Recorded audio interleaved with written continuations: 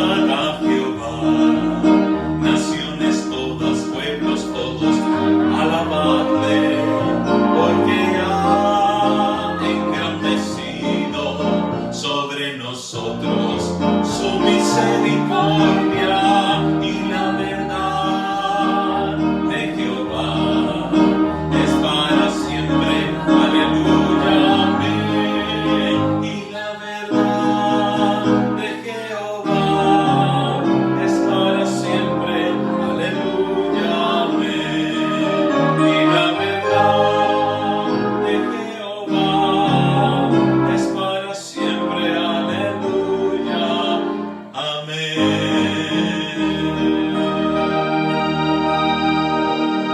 Termina el Salmo 150 diciendo: todo lo que respira, alabe a Jehová. Aleluya. Muy buenas noches. Te estoy saludando a todos aquellos que escuchan la palabra de Dios en esta hora, en este programa, y deseándoles que la bendición de Dios llegue hasta ustedes y que repose sobre todos nosotros. Hoy es Santo Sábado, han comenzado las horas del día santo. A la puesta de sol de cada viernes comienza el Santo Sábado, día de reposo, de adoración, de veneración al único Dios verdadero. El único Dios que pide el sábado, el único Dios que se adora en sábado es el creador de los cielos y de la tierra.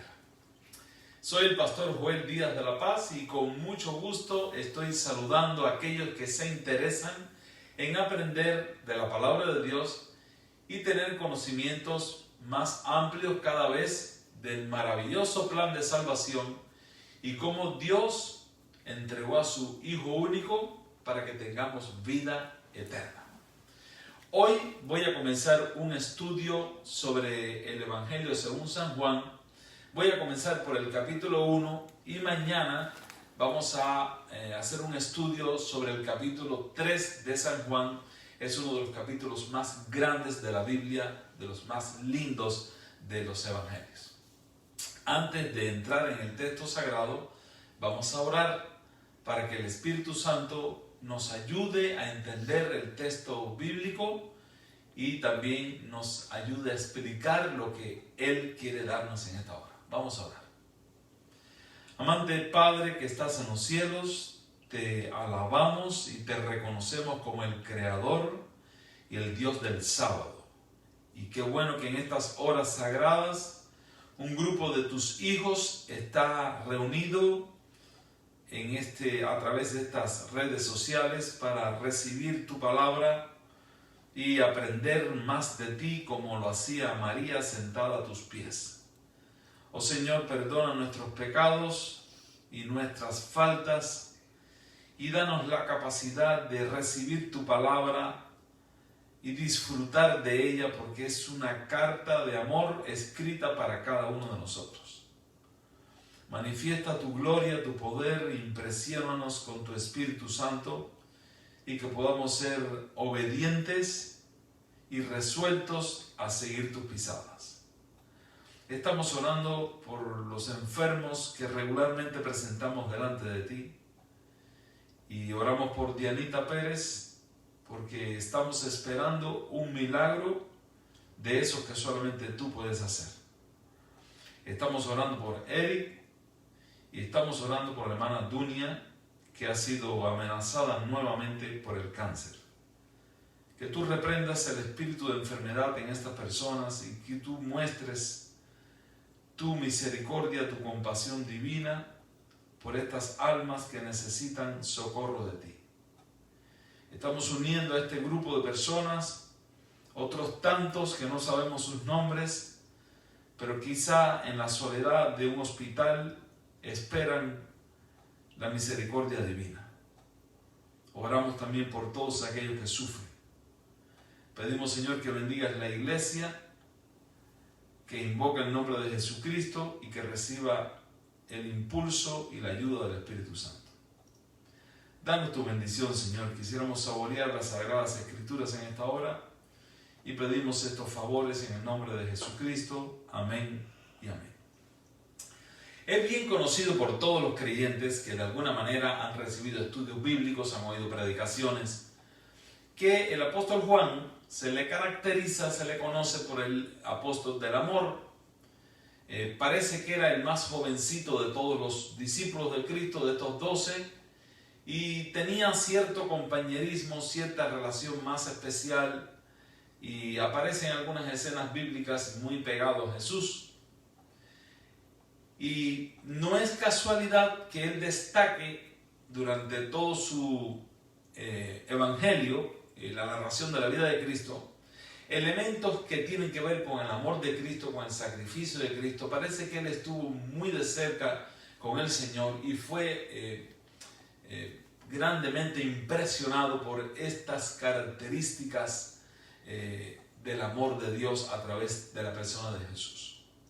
Hoy vamos a comenzar a estudiar un poco sobre San Juan y vamos a leer lo que ha sido el opening, la obertura, la primera escena que él presenta para que entendamos que ese que anda por las calles de Galilea, que parece un hombre común y corriente, no es tanto así, sino que es Dios con nosotros. Así que sin más dilación vamos a disfrutar de las frases muy escogidas y muy bien presentadas para referirse a la persona de Cristo. Hace algunos días, antes de comenzar a leer, estuve viendo en un material de video, en algún lugar de no sé qué país, porque no daba los datos, había un grupo de personas arrancándole hojas a la Biblia y quemándolas. Un grupo de jóvenes y de mujeres, hombres, estaban haciendo eso en algún lugar. Y yo pude leer en esta escena el desespero que tiene Satanás porque la gente aborrezca a Dios, rechace a Cristo, le dé la espalda al Evangelio. Y cuando la gente toma caminos equivocados y caminos de rebeldía, de obstinación, de desobediencia, Dios sufre, pero esas personas van a sufrir mucho en esta tierra. ¿Cuál es el objetivo del Evangelio de Juan? Que nosotros nos sensibilicemos con el sacrificio de Cristo. Ustedes van a notar en estos primeros versículos cómo él hace énfasis en el sacrificio que Cristo hace y cómo la gente lo rechazó.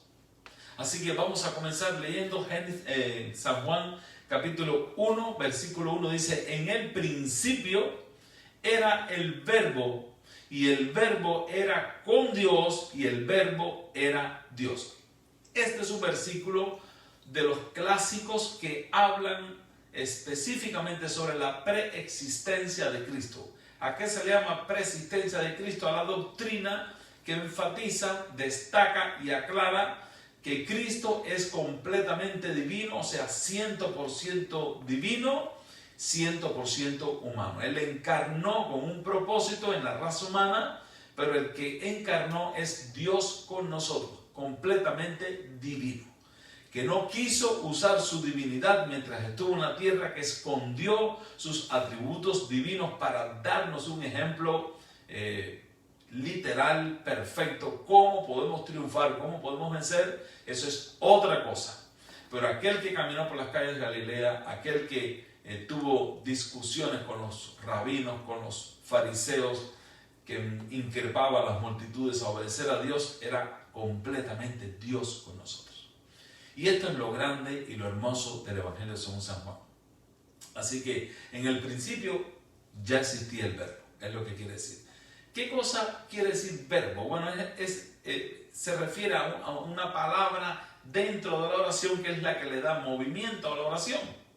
Sin el verbo, la oración no tiene sentido, o sea, no es una oración completa si no tiene verbo. ¿Y por qué se le llama el verbo? Porque Él es el que se mueve, el que se levanta de su trono en la divinidad excelsa y viene a este mundo a vivir y a morir por el pecador. Por eso se le llama el verbo. En el principio era el verbo y el verbo era con Dios y el verbo era Dios. Este era en el principio con Dios. Bueno, no hay una palabra más antigua que principio para nosotros los humanos. Así que cuando dice aquí principio, Es una frase, una palabra dicha a los terrícolas, a los humanos, para que tengamos idea de el comienzo de algo.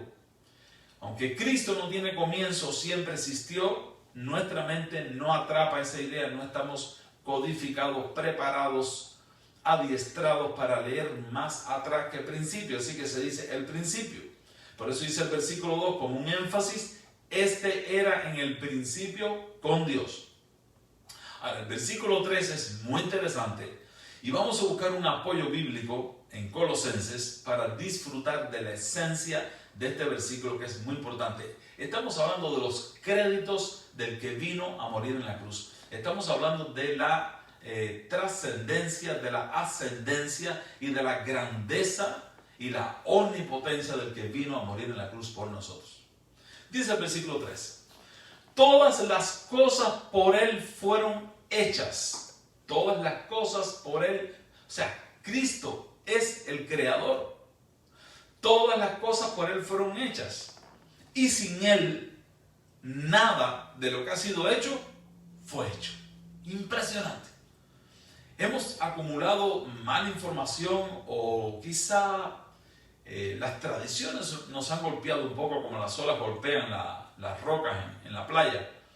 Y las tradiciones a veces nos llevan a pensar y a hacernos criterios falsos. Bueno, estamos aquí delante de textos bíblicos indiscutibles, contundentes, que hablan acerca de Cristo como el creador de todas las cosas.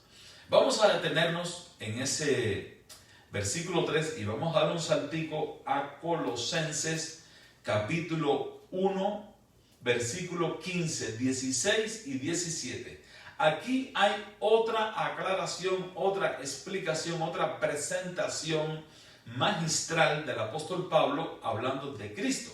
Y tanto Juan como Pablo hablaron inspirados, movidos por el Espíritu Santo. Así que ninguno de ellos puso de sí mismo, sino que cada uno de estos hombres habló, escribió, predicó, enseñó, movido, inspirados por el Espíritu Santo. Dice el versículo 15, Colosenses capítulo 1, versículo 15. Él, refiriéndose a Cristo, es la imagen del Dios invisible. O sea, la imagen es igual. Si tú te paras delante del espejo, lo que estás viendo es tu imagen exactamente igual a como tú eres. No se parece a ti, sino que es la imagen porque eres tú mismo. No puedes tocar la imagen, si estiras la mano, tocas el espejo. Pero eso que ves allí, eres tú. Ahora, dice este versículo 15, Él, Cristo, es la imagen del Dios invisible. Nosotros hemos podido entender el carácter de Dios, entender la sencillez de Dios, el amor de Dios, mirando la vida de Cristo. Por eso es tan importante leer los evangelios. Hoy he estado disfrutando todo el día, cada vez que me tocaba manejar de un lugar a otro, tenía la Biblia en audio y he estado disfrutando todo el día de la información de la vida de Cristo mediante la Biblia en audio.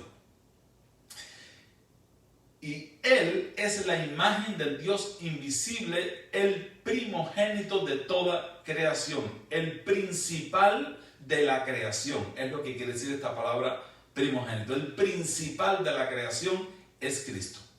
Porque en Él fueron creadas todas las cosas. Ahí estamos recibiendo un mensaje en paralelo con el que dice Juan. Por Él, porque en Él fueron creadas todas las cosas, las que hay en los cielos y las que hay en la tierra, visibles e invisibles, sean tronos, sean dominios, sean principados, sean potestades, todo fue creado por medio de Él y para Él. Así que en esta descripción de San Juan están omitidos estos detalles que presenta el apóstol Pablo. Y cuando ustedes están escuchando estos términos, sean tronos, sean dominios, sean principados, sean potestades, son las diferentes categorías angelicales, querubines, serafines y todo el ejército de los cielos. Todo fue creado por medio de Él y para Él. ¡Qué grandeza la de Cristo!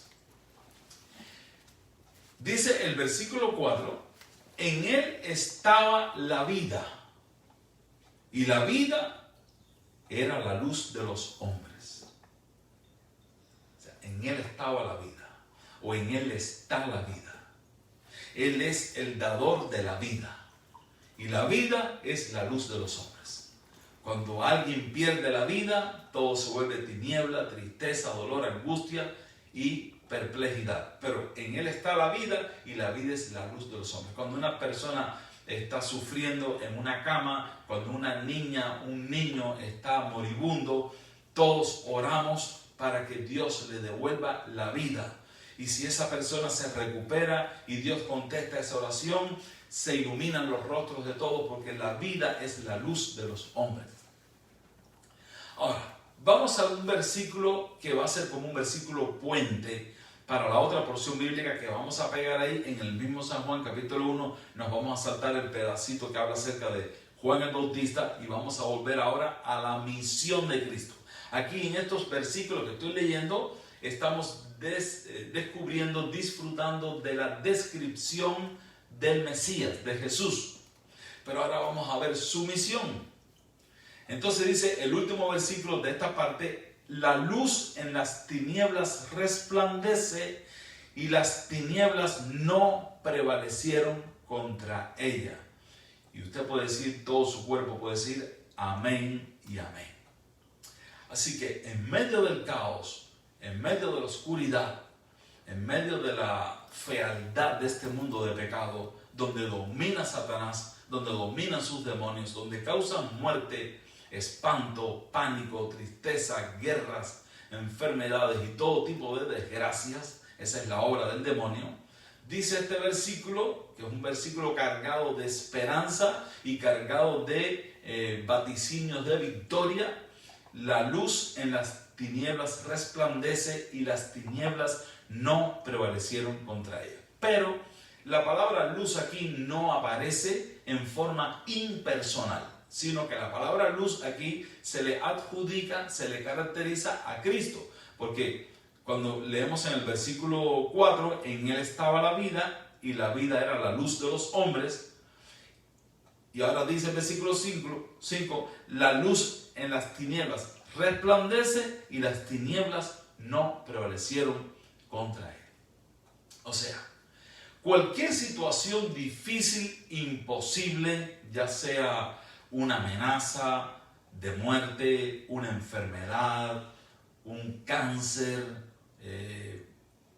un problema económico terrible, un desastre matrimonial, cualquier cosa terrible que podamos enfrentar los seres humanos como algo muy difícil en esta tierra, si invocamos el nombre de Jesús, si oramos permanentemente, si declaramos una moratoria, una guerra en oración, va a aplicarse el versículo 5. La luz en las tinieblas resplandece, y las tinieblas no prevalecieron contra ella, no pudieron.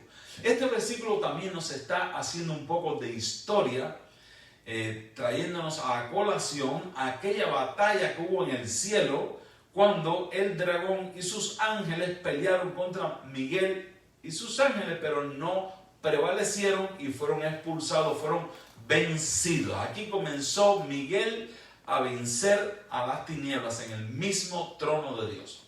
En el mismo reino de los cielos se estableció una gran batalla cuando Lucifer convenció, sedujo, confundió, tentó e hizo caer a cientos de miles de millones de ángeles de luz creados por Cristo. Esos ángeles que él creó, los logró confundir y los tumbó, y cayeron todos del cielo el día que Miguel y sus ángeles pelearon y vencieron. Por eso dice el texto: la luz en las tinieblas resplandece, y las tinieblas no prevalecieron contra ella. Esta fue la primera gran victoria de Cristo sobre Satanás. Ahora nos vamos a mover al versículo 9, y vamos a encontrar la misión de Cristo. Ya vimos los créditos, quién es el que vino, qué categoría tiene, qué linaje trae. El Rey de Reyes y Señor de Señores se humaniza, Y vamos a ver ahora qué misión trae Cristo. Dice el versículo 9. Aquella luz verdadera alumbra a todo hombre que viene a este mundo. Así que esa luz verdadera, ese poder de Dios, esa grandeza de Cristo, tiene un propósito: alumbrar a todo hombre que viene a este mundo. Todas las personas que nacen en algún momento van a recibir la invitación del Espíritu Santo. Porque Cristo, con su sacrificio en la cruz, con su viaje sacrificado a esta tierra, logró impactar de tal manera las tinieblas que ahora todo hombre que nace algún día, en algún momento, va a recibir la palabra de Dios. Que la acepte, que no la acepte, eso es su problema. Pero no va a escaparse nadie sin que reciba la luz del conocimiento de la palabra de Dios, para que el hombre tenga la opción de escapar de la condenación eterna en la que nacimos ya bajo ira. Ahora, Cristo viene y con su luz. Hay una frase célebre de Cristo que la vamos a mencionar en otro tema, cuando Cristo dijo: si fuere levantado de la tierra, a todos atraeré a mí mismo. O sea, refiriéndose a la muerte de cruz, que por su muerte en la cruz, todas las personas que lo vieran morir en la cruz y que acepten su sacrificio tendrían el don, el derecho de la vida eterna. Vamos a hablar de eso en otro momento. Pero ahora, sabemos que Cristo es la luz verdadera que alumbra a toda persona que nace. No importa la cultura, no importa el grado de ignorancia, de discapacidad intelectual, toda persona que nace en este mundo de alguna manera recibe la luz, el impacto de la luz de Cristo, para que tenga la opción de escapar de las tinieblas y venir a la luz admirable. Así que este versículo 9 es trascendental. Dice el versículo 10. En el mundo estaba, y el mundo por él fue hecho, pero el mundo no lo conoció. O sea, vino al mundo que él hizo. Ya estaba aquí, pero la gente no lo percibió. He estado escuchando esta tarde cuántas veces Cristo le decía: yo soy el que habla contigo, yo soy, mi Padre me ha enviado, y la gente no quería creer. Y querían apedrearlo. O sea, dice: no, el Mesías va a venir de Belén. O sea, ni siquiera se detuvieron a preguntarle: ¿de dónde tú eres? Fue un rechazo constante de la propia nación judía. Y dice el versículo 10, en el mundo estaba, y el mundo por él fue hecho, pero el mundo no le conoció. Mira, hermano, hay momentos de desánimo, hay momentos de escepticismo, hay momentos de dudas, hay momentos que nos comportamos como ateos, porque queremos seguir las inclinaciones de la carne. Las tinieblas son más compatibles con nuestra naturaleza pecaminosa que la luz. La luz molesta a los ojos. La luz, bájame un poco la luz.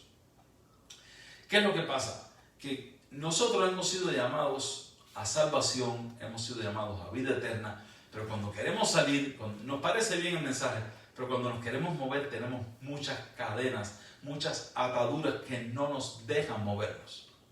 Este versículo dice que él estaba en el mundo fue hecho por él, pero el mundo no lo conoció, el mundo no lo reconoció, no lo aceptaron. Este es el mensaje de Juan. Estas son las conclusiones de Juan sobre la misión de Cristo. Él vino al mundo, pero el mundo no lo reconoció, el mundo no lo quiso aceptar. Versículo 11. A lo suyo vino y los suyos no le recibieron. Él vino a lo suyo. ¿Cuál era su misión? Su misión era salvar al pecador. Él vino como el redentor del mundo. Él vino para desafiar al demonio en su mismo terreno. Vino a mostrarnos cómo se puede tener una vida cristiana victoriosa, limpia y pura en comunión con el Padre. Obviamente, si una persona no se puede disciplinar a pasar tiempos de oración, si una persona no puede disciplinarse a pasar tiempo leyendo la Biblia, pasa como el muchacho que no le gusta la escuela. A veces hay una mamá que tiene 3, 4 hijos, los manda para la escuela. A media mañana, Alfredito regresó a la casa. ¿Y a ti qué te pasó? No, estoy enfermo. La mamá la primera vez se lo cree. Ok, acuéstate. Ya se acostó, al ratico ya está jugando. Dice, no estás enfermo. ¿Qué pasó? Es que no quiere ir a la escuela. Al segundo día, vuelve a regresar de la escuela hasta que la mamá se da cuenta que no le gusta la escuela. Y lo lleva para la escuela, lo sienta allí y le dice a la maestra, no lo dejes salir más porque se me va para la casa. Déjalo ahí. Y la maestra toma atención, empieza a vigilarlo, pero él se escapa de la escuela. Y se escapa de la escuela y se escapa de la escuela. Llega un momento que la madre dice, ¿sabe qué? Que no vaya más a la escuela. Ahora, ¿qué va a pasar con el futuro de él? No va a saber leer bien, no va a saber escribir, no va a tener habilidades, no va a desarrollar una carrera técnica o profesional. Y sus hermanos sí, pero él va a hacer trabajos más rudos o le espera otro tipo de vida porque no ha querido aprender. Hizo un rechazo, siempre hizo un rechazo. Hermanos, nosotros todos tenemos un rechazo por aprender de la palabra de Dios. Porque aprender de la palabra de Dios tenemos que bajarnos los humos, bajar nuestras escaleras de grandeza y humillarnos y sentarnos a leer la Biblia. Tenemos 1000 cosas que hacer cada día, tenemos 1000 obligaciones, 1000 proyectos, pero eso de leer la Biblia es tan pasivo, es tan cansón, bostezo, me da sueño. ¿Sabe qué? Lo voy postergando. No es que no la voy a leer, pero hoy no tengo tiempo. Y mañana tampoco tengo tiempo. Y así van pasando las semanas, los meses. Y nuestra vida demuestra una apatía, una rebeldía por las cosas de Dios. De tal manera que el Señor quiere salvarnos, pero no puede. Porque tiene que haber un intercambio. La Biblia nos da la información para que se establezca la fe. Y por medio de la fe seguimos a Jesucristo y somos salvos. Pero si no tengo tiempo para leer la Biblia, nunca, no tengo espacio, no tengo disciplina, entonces ¿qué puede hacer Dios? Por eso dice el texto, a lo suyo vino y los suyos no lo recibieron. Pero no es que nadie lo recibió. Hubo gente que no se esperaba que lo recibieran y lo recibieron. Y la gente que se esperaba que lo recibiera, no lo recibieron. Mira lo que dice el versículo 12. Mas a todos los que le recibieron, a los que creen en su nombre, les dio potestad de ser hechos hijos de Dios. ¡Qué grandioso! O sea, hubo personas que no se esperaba que recibieran a Cristo.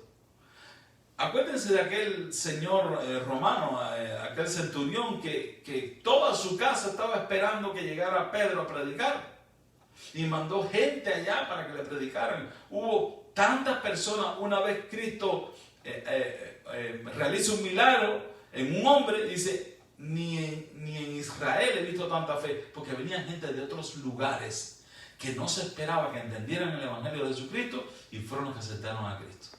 Aquella mujer que vino y tocó el manto de Jesús vino de un lugar pagano y creyó en Jesucristo y caminó más de 60 kilómetros para llegar a aquel lugar a tocar el manto de Cristo. O sea, a los suyos vino y los suyos no lo recibieron. Mas a todos los que le recibieron, a los que creen en su nombre, les dio el derecho, la potestad de ser llamados hijos de Dios. Esto te parece común, pero mira. Varias veces a Cristo quisieron matarlo porque él se llamaba Hijo de Dios y hablaba de Dios como su Padre Celestial. Y los fariseos y los fanáticos y los judíos no toleraban aquello, querían matarlo. Bueno, Dios te ha dado a ti el derecho de ser llamado Hijo de Dios.